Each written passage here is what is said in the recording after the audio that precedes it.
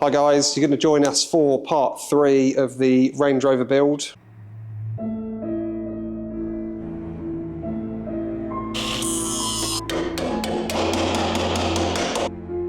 We have got the front bumper back from Jamie, which has all been painted and looking brilliant. This is the sort of, well, it's a second-hand bumper which we had to have painted. Obviously, we did show you that in the previous video, but Jamie once again has pulled through and he's done a fantastic job on this, looking absolutely awesome. And he's even colour-coded in these grills here, which look awful, in my opinion, if they're not painted the same colour. Full gangster, according to Kieran. We're going to get that fitted today, and we're also going to do the rear suspension as well, the track control arm on the back, get that fitted so we can get that rear wheel straight again. Kieran's here again because he can't keep away. It's more I'm needed than I can't keep away. Yeah, so I'm here to supervise Alex. It works both ways, doesn't it? It does. Mechanical, body and bits and pieces. Yeah. That's why we work quite well together, because I can take care of the under the hood jobs and suspension jobs and whatever. I can sort the body work out and we can do all of that, and together we're a team. We're a team. We are a team. Let's get this bumper off. The other thing we're going to replace today, which I forgot to mention, is this light, but obviously we've got to take the bumper off. The second-hand headlamp, which was a lot of money as well, £300, but this one's good. All the brackets are still on it and it's all intact.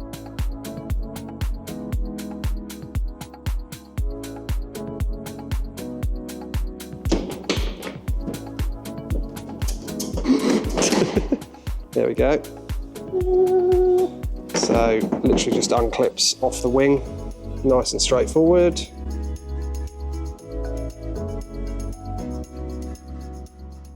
Big old towing hook, but isn't she? It's never really used, is it? No. Unless someone's towing you and you broke down. Broken down. The other thing we were going to mention is we believe that this car was parked up when it got hit. Now, the obvious sign is that no airbags have been deployed in the car.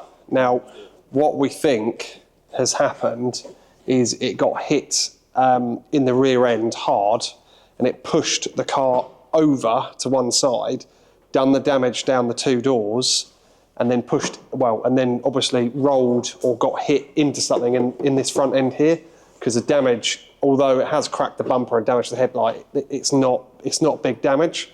And also, we think the car bumped up the curb to cause the suspension damage, which it's done as well. So it's a bit of a mystery, this one, but we definitely believe that the car wasn't turned on and probably no one was in it when it got hit. We did actually do a bit of Sherlock Holmes. What are you looking at, boy? We found out who the previous owner of this car was. But yeah, so we think that's what's happened to it. Obviously, we'll never know 100%. There's no way of knowing that that's what's happened. Unless we message him.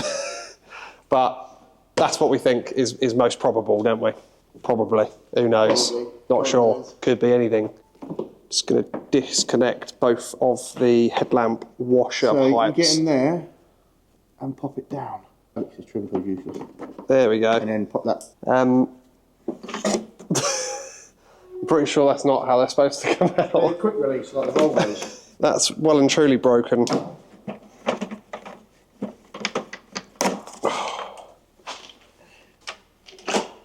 Well and truly broken.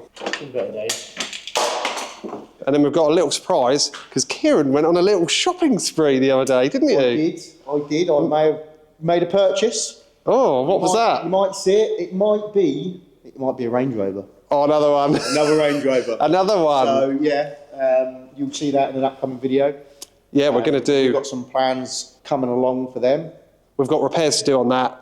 Get this one finished, and then we're planning to do big road trip together, well, not together, in 2 cars, and put these beasts through their paces, all being well. What, off-roading? No, I don't want to say off-road. It'll get dirty, won't it? Go off-road. Stop. You want to get it dirty, wrong tyres. Wrong tyres. Yeah, tyres are wrong, and, you know, grass, that time of year gets a bit muddy. It's a bit slippery, yeah. We don't want to get embarrassed by, you know, a chimney. Brilliant. So just got the bumper off, and unfortunately we've found some more damage. Now this is like a secondary radiator on the driver's side front, and it has bent it here. Have a look in there, down the bottom, and here as well. And we've had a look at it and just think it's not even worth risking that, because if this splits and it dumps all of its coolant, we could be in for big trouble. And although it's not leaking at the minute, we just don't think it's worth not replacing it. So unfortunately, it's going to be another call to Land Rover tomorrow. Hope that they've got it in stock, and then it's just going to delay us even more. So that's great. The joys of working cars. We'll have to see about that one. So we're not going to get the bumper on tonight now, but that's not the end of the world. We'd rather it be right and correct. Right, okay, we're going to move on to fitting the new / second-hand track control arm. This was quite rusty when I got it, so I sanded this back and just gave it a bit of paint as well, just to tidy it up so it's all nice and clean. This is the track control arm here. They have got eccentric washers on the inner part of this, so I'm going to have to mark them before we take them off. And make sure we put them back in the same place, because otherwise it will affect the wheel alignment of the vehicle. But I will get this done once it's all back together anyway, just for peace of mind.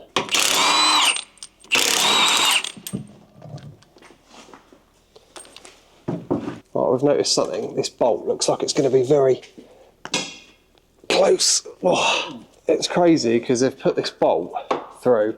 It looks like this fuel tank's going to be in the way. There's a chance we might have to take the bracket out for the fuel tank to get this bolt out. We're really not sure yet. Or we can turn the bolt round because it's eccentric to get it past, which I'm hoping and praying. Yeah. Oh, actually, there's a lot of slop in that hole. Yeah. It might go. Yeah, because you can pull that forward. Yeah, I reckon we should undo this.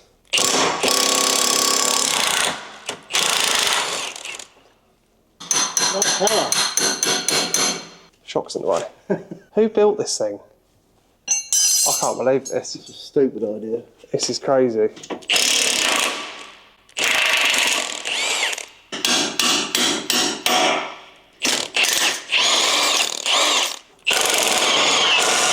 I thought this would be a 2-minute job. What on a Land Rover is a 2-minute job? Ooh, that'll come out of there.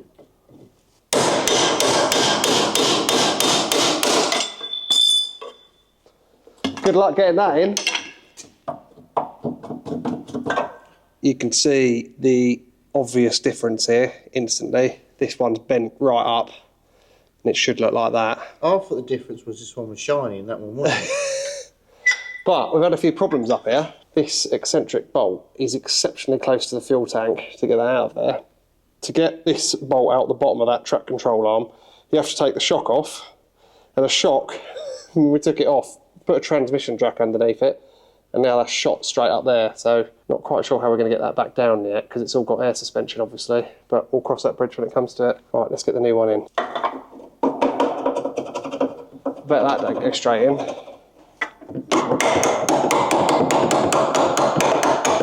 Yeah, days. Lush. That's great news, that is. Look, we've actually managed to get something. Well, I shouldn't say that. It's not in. It's not in.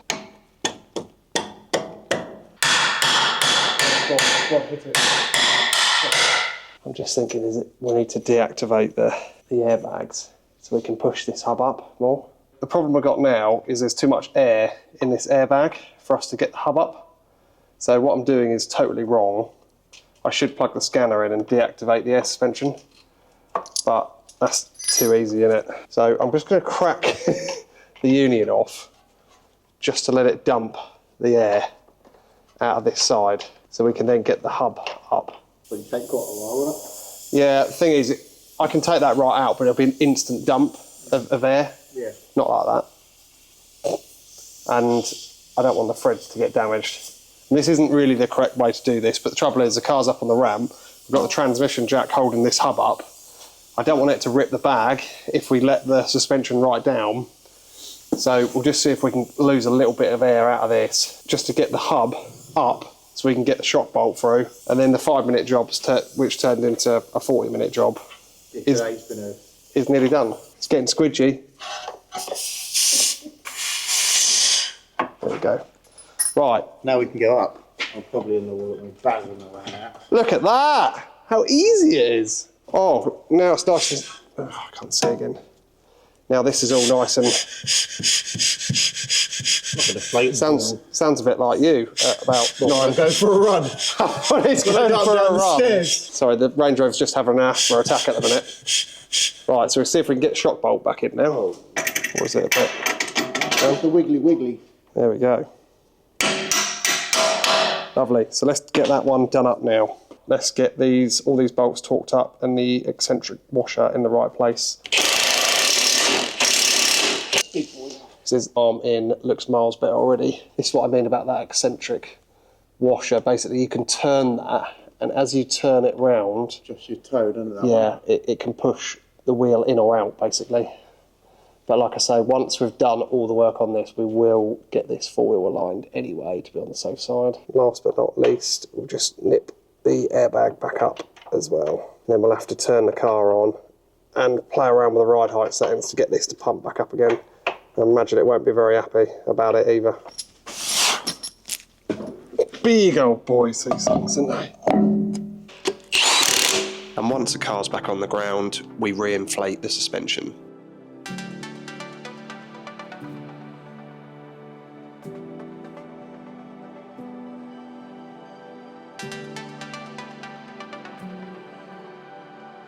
We're now moving on to the outer rear panel, and as you can see here, we've got some different panel bolt this time. I brought this new applicator kit, which is much easier to use. Then we're just going to get it test fitted to make sure it all lines up correctly to the car before we go ahead and panel bond and rivet in the panel.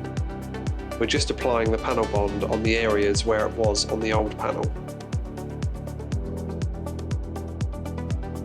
And now for the last time, we fit the panel. We clamp the panel in place.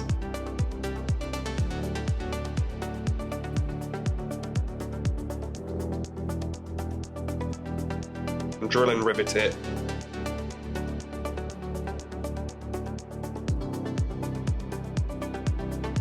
And just like that, the panel's in. We're going to leave it overnight to make sure all the panel bond sets correctly, and then attach the last few bits of trim which hold in the lamp units.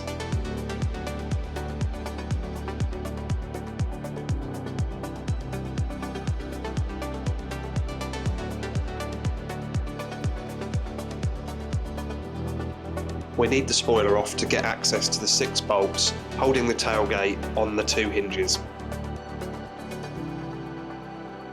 We also disconnect the electric struts which hold the tailgate up and operate it to close it and open it.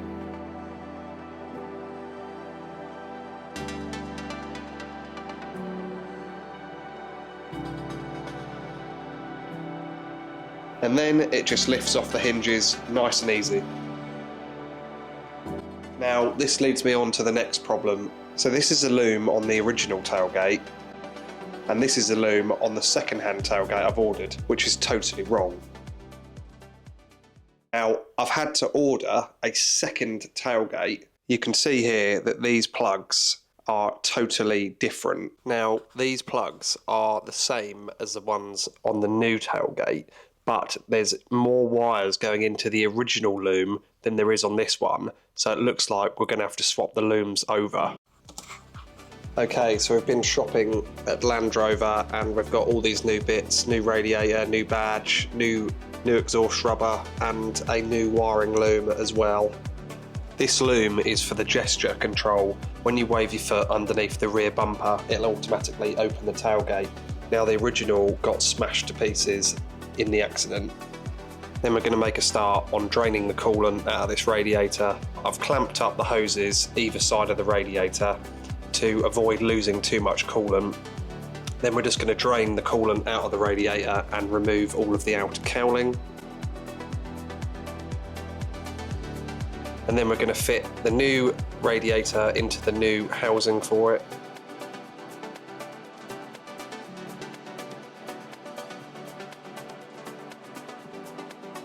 And fit that back on the car.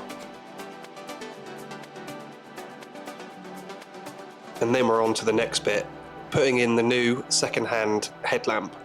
Now, me and Kieran had a bit of a gamble on this, thinking that it wouldn't work, but to our disbelief, everything worked fine just by plugging it in. We were wondering if it might have to be coded to the car, but we got lucky with this one and it's not been the case. And then to finish off, we get the front bumper on.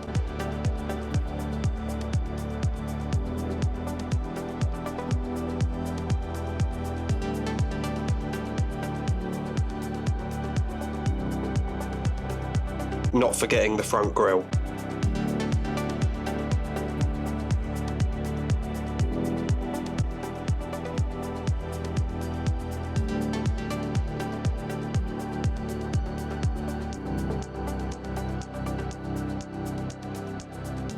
I purchased some pre-mixed paint, which is in the paint code Santorini Black, literally just to dust over the rear panels with Replace, just to try and make it look as OEM as possible. And then I'm pleased to say we're then on to the reassembling of the rear end. First thing I need to do is get all of the wiring looms back into the correct positions, feed them back through the rear panel, and start getting everything plugged in where it once was. Okay, so back to the rear tailgates. This one, I've had to have the screen taken out to get access to this wiring loom running down the side, because there's no other way of getting in there apart from removing the screen to get that loom out. Now, this is the new one. We need to swap the looms over by putting the original loom into the new tailgate. And the only way we could do that was by having the screens removed.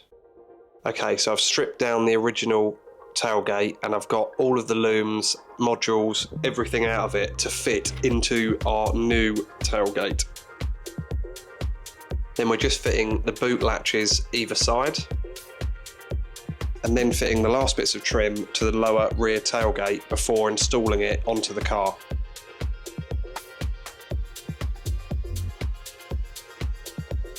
Now, it's important at this point to make sure everything lines up before you get everything bolted in. So we're just checking that panel gap over and over again to try and get it as good as possible. So we've got the rear lights, rear carpet, spare wheel, all of the rear trims which hold the bumper on. They've all got to go back on in a certain way. I've got a new battery as well, which I've bought from Range Rover. And then we've got all of the rear carpet panels, all the trim panels, the lower trim, the outer trim. All of this needs to go back on to start building this rear end of the car back up. I'm now just going to make a start on putting all of the carpet panels back into the rear of the car so we can get all of that built up first.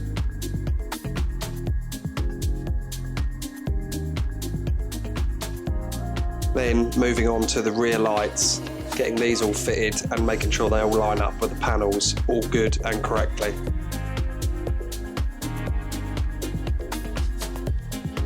And here we can see the rear wiring loom in the tailgate. So I've fed the original loom all back through and we can see it all nicely here because the rear screen's out.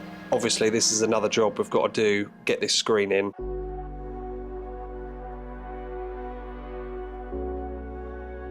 Now I'm just fitting the gesture control modules and wiring looms into the rear trim panels.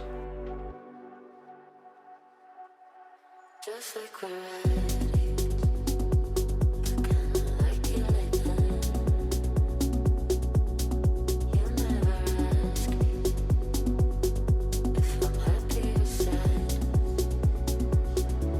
and finally, the exhaust is turned up. I've got these special pliers which make removing the exhaust rubbers so much easier, as they can be really, really tight on the rubber to press out.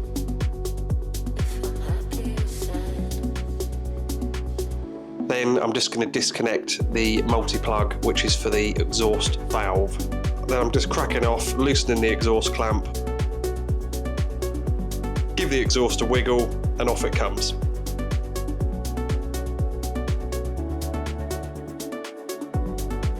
Trying to put this exhaust in by myself was quite interesting initially, but just using a transmission jack made life a lot easier, and I was able just to pump it up, give it a wiggle, and on it went.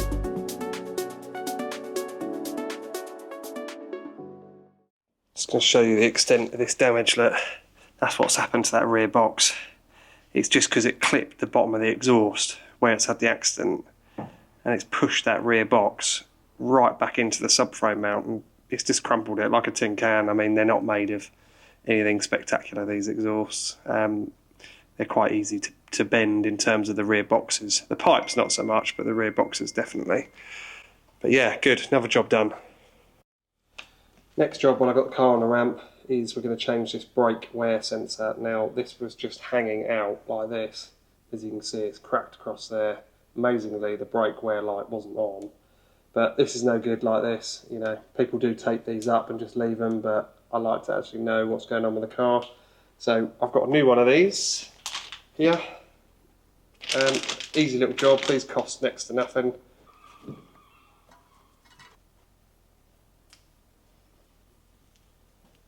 Okay, just got to run this loom now, which I believe goes in the top of the bumper.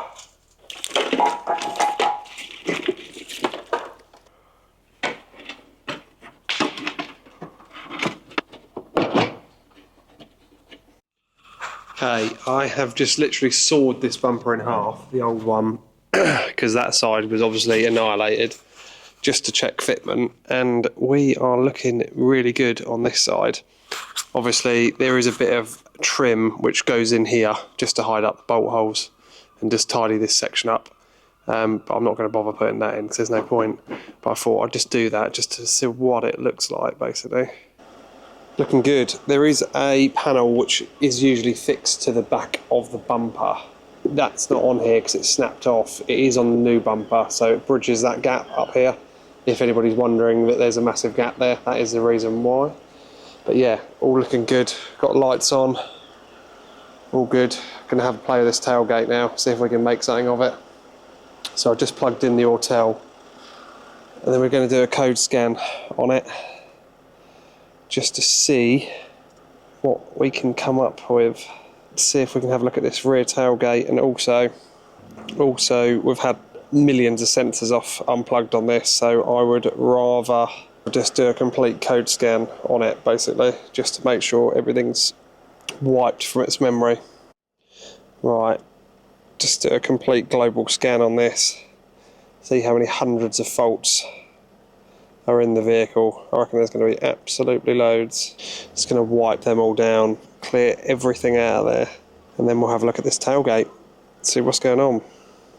Okay then guys, I've done the fault clear, cleared all the faults out of it. I've put the spoiler on the tailgate as well, even though the glass isn't in yet, because there's loads of electrics and modules in there as well, so I don't want anything to think that it's wrong, hence to not allowing the tailgate to work. I haven't tried it yet. I'm crossing everything that this works. Let's go and give it a go. Come on then, fingers crossed. So far so good. Okay, try the lower one. Yeah, okay, that's good. So if I hit the top button, they both should close. So this is a big test, fingers crossed. Result. Look at that. Well happy with that. Brilliant result. So I'm pretty much at that point now where there's nothing I can do until we go and get the rear bumper, which has all been painted from Jamie. We can get that and then glue the rear screen in. This has all got to be glued in. And then it's going to be MOT time, but there's a couple of jobs I do want to do. Change the door modules in here and also change the door handles as well, because I don't like, well, they're the autobiography door handles and I don't like them. And Jamie's going to colour coordinate all of them doors, so that's all going to be right then. We're starting to get somewhere now, which I like. Okay, I think we're just about there now. We've got both of the door modules fitted on both of the near side doors. I've put the original door modules off the old doors in, put the original door handles on as well. Both of them doors have got to be repainted, which is going to happen once we've got the car MOT'd and we can drive it up to the body shop. That's the plan anyway. There's a few things left to do as well. Rear screen's got to go in, all the last connectors have got to be put on, and then of course we've got to get it MOT'd as well, which I'm planning to do in the next couple of days, so we are getting very, very close now. And then there's just a few bits of maintenance I want to do, full service, put a cam belt kit on it for peace of mind, and then yeah, we're pretty much there, all being well. If you've been enjoying the build, don't forget to like, drop us a comment and subscribe to the channel, and we'll see you again next week. Just like we're ready. The other issue I will just bring up quickly is the last 4.5 hours of footage I took when I was here by myself fitting the exhaust, all the bits you've literally just seen, I've managed to film in slow motion. So there was no audio. And everything was slowed down. We've had to speed some of the clips up and do a bit of a voiceover so you guys can actually see and hear what we're doing. But that's my fault, really. I do nuts and bolts. Little short arselet. Needs a little pair of steps so you can get in and out. Show your steps. Yeah, Kieran's has got deployable side steps on it, which is very handy for him because he is about 4 foot. What do you mean? What do you want to do to it? Oh.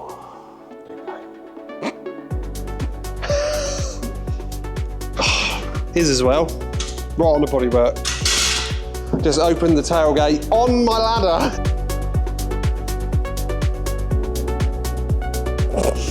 He's gonna come and fill your crack.